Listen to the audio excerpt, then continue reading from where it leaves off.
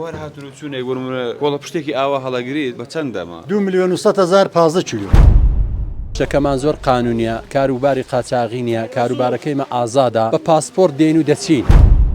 هەرچەند سەرما و کرێوەشەبی ئەگەر هەبی هەفتەی 3,400 باشە، بەڵام هەفتەی جارێک نەوەڵای عیلازی دەڵێت. ئەمە گوێن لە سەرمانە، ئەمە بۆ شاخوداخەیدا ڕۆشتونی وەختی خۆی بارن بدێتەوە. بەس بەخوای عیلازی دەڵێت. یعنی کارتۆنێک کە 20 کیلۆیە دەبی 5 کیلۆ لە دەرێنی.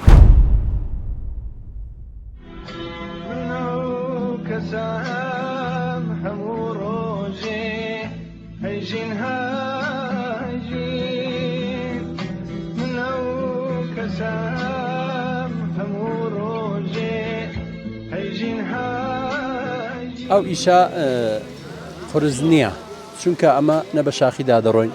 شتەکەمان زۆر قانونیە، کاروباری قاچاغی نییە، کاروبارەکەیمە ئازادە، بە پاسپۆرت دێن و دەچین. وەلی مشکلەکە ئەوەیە دیارە ئەو مشکلە مەربوط بە کوردستانی عێراق دەبێت، وەچی عەرزم کردی پێشتریش. سەرقاڵی چیت ئەگەر تۆ باسی ئیش و کارەکەتم بۆ بکەیت. ڕایدا شکارنەوەی دێەوە شکارن کرێ کۆڵیە و تاو. زەحمەت نییە بۆ ئێوە بەو سەرمایە؟ زەحمەت نییە بەرێ وەڵا زەحمەتە بەڵام عیلازی دەڵێت. ڕۆژانە ئێوە ئەتوانن چەند جار هاتون و چوونی ئێرە بکەن؟ هەفتەی یەک جار دووسێ دەستی کردن تا ئەمەوە بۆی دەبینەوە کرێ کۆڵم 15 کیلۆ وەڵ دەگرینەوە بینەوە کیلۆی بە 140,000. قرس نییە مە؟ نەوەڵا خۆبارەکە قورس نییە، بەس وەبەر ناکەی هەفتەیدا یەک ڕۆژ بەستەکە 2 ملیۆن ناکە هەمووی. نایهێڵە لە 15 کیلۆیان پتر بەرینەوە. کرێ کۆڵەکە کەم دەکەوێت، بۆمە کە باری بەڕێ دەکەینەوە، بۆمە زۆر زەحمەتی زۆرە. دەبی ئەو کارتۆ تەلیسی کەپسا هەڵی پسڕی، کاتۆنی کەپسا هەڵی پسڕی، ئەمەش دەواقعدا جینسەکەی خۆمان نییە. جینسەکە ماڵی ئامانەتیە. ئی برادرایان دیکەیە ئەمە وەک ئامانەت گیان نەکەیە. ئەمە وەک کاروباری ئەمانەتدارەکەی بۆ دەکەین، لێرە بارەکەی بۆ تەعیل وەردەگرینەوە. دەبی کەسێکیش هەبێت، دەبی کەسێک هەبێن بەسەر ئەو بارەی ڕابگاکە ئەمە ئەو مەسئولیەتەمان قبول کردووە.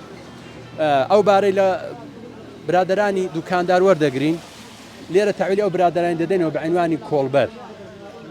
ئەوانی بۆمان دەبنەوە لەو دیولیان وەردەگرینەوە. وەلی تەنیا مشکلەکەیمە ئەوڕۆ ئەوەیە، مشکلەکەیمە لە کوردستانی عێراقەیە. بوهر هاتون چون يقولون والله بشتكي آواه هلا قريد بتندما 2,100,000 15 کیلو نەگەوە 15 کیلو دەتوانین بەرین، لە 15 کیلۆ زیاتر نە. باشە ئەم سەرمایە بۆم کەش هەوا ساردەش تا چەند کارگەر لە تەندروستیەوە کردووە خۆ باشن. هەرچەند سەرما و کرێوەشەبی ئەگەر هەبی هەفتەی 3,400 باشە، بەڵام هەفتەی جارێک نەوەڵای بەش عیز ناکە. ئەمە گوێن لە سەرمانە، ئەمە بۆ شاخوداخەیدا ڕۆشتونی وەختی خۆی بارن بدێتەوە، بە کاناڵیدا بردوونێتەوە. بەس بەخوای نەوەڵای عیز نییە، بەس عیلازی دەڵێت. جاران هەتا 20 کیلۆ 25 کیلۆ زۆر ڕەعەت بوو، بۆ کرێ کۆڵەکە مەرتاع بوو، بۆ سەعبارەکەش هەروە. وەلی ئەلعان هەم کرێ کۆڵەکە دەفشاردات، هەم سەعبارەکە دەفشاردا، هەم سەعب جینسەکەی زۆر لێ هاڵۆز دەبێت. یعنی کارتۆنێک کە 20 کیلۆیە دەبی 5 کیلۆ لە دەرێنی. جینسەکە فەرقی هەیە، جینسەکە مارکەکە فەرقی هەیە، دەبینی بارەکە دی 5-6 نەفەرانە لیان تێکەڵ دەبێت. بۆمە زۆر زەحمەت بوو. تەنیا داواکاریەکمان ئەوە لە برادەرانی ئاسایژەوەیە، بۆ مام بکەنە 20 کیلۆ 25 کیلۆ. لێرە ئەبینم زیاتر پیاوی بەتەمەن ئەو کارە ئەکەن، زۆربیان پیاوی بەتەمەنن. ئەخە پیاوی بەتەمەن ئەوانەنە ئەو کارتە مەرزنشینە، ئەوانەی کە تازە دەگەنێ ئەوە تەرعێکی تقریبان دەتوانە بڵم 18 ساڵەیە، پێشتر لە کاناڵیمان کار دەکرد. ئێستا هەر ئەوانن کارتی مەرزنشینیان هەیە، هەر ئەوان دێن.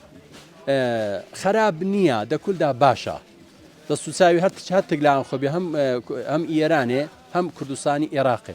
لەو بابەتەوە چ مشکلەمان نییە. دیارە چ بە تەمەن بێت چ جەوان بێت، چون کارەکە زۆر سەخت نییە، زۆر ئەزیێت نابن، بۆ هەرکان باشە. جا داوامان لە هەرێمی کوردستانەوە چیلۆیەکەمان بڕێک بۆ زیاد کات. تەنیا مشکلیمە ئەوەندەیە.